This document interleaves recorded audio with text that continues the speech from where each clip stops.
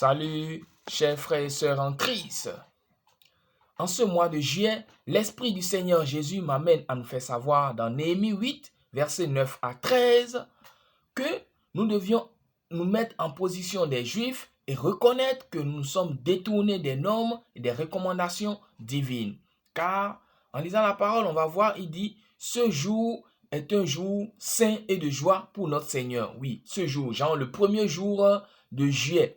Mais nous devions reconnaître que on ne va pas seulement s'arrêter au premier jour. Donc, tout le mois, l'Esprit du Seigneur Jésus nous fait savoir que tout ce mois de juillet est un mois de joie, doit être pour nous un mois saint et de joie pour notre Seigneur Jésus-Christ de Nazareth. Alors, pour cela, nous ne devions pas prendre le deuil, nous ne devions pas prendre la tristesse, nous ne devions pas prendre les pleurs à cœur, mais nous devions avoir foi au Seigneur Jésus et les lui confier. Confier au Seigneur Jésus nos pleurs, notre tristesse et notre deuil.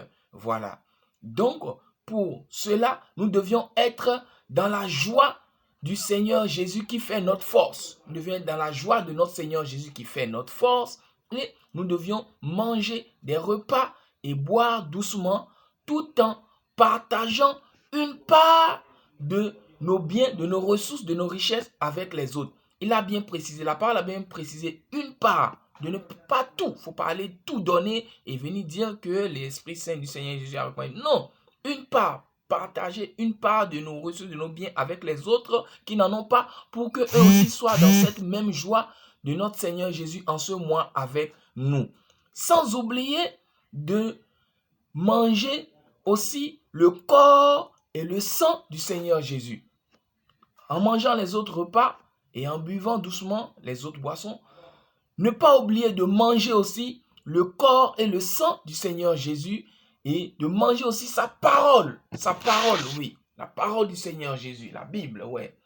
Et amener aussi les autres à boire et son sang et à manger son corps et aussi à manger sa parole. Voilà.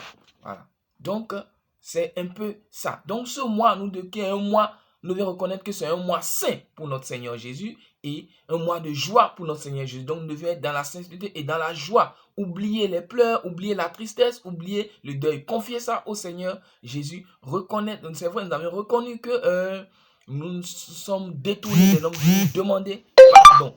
Car vous allez voir, si vous lisez la parole, vous allez voir, ils ont parlé des Lévites qui expliquaient la parole, de Esdras et de Néhémie, mais je n'ai pas voulu débattre tout cela.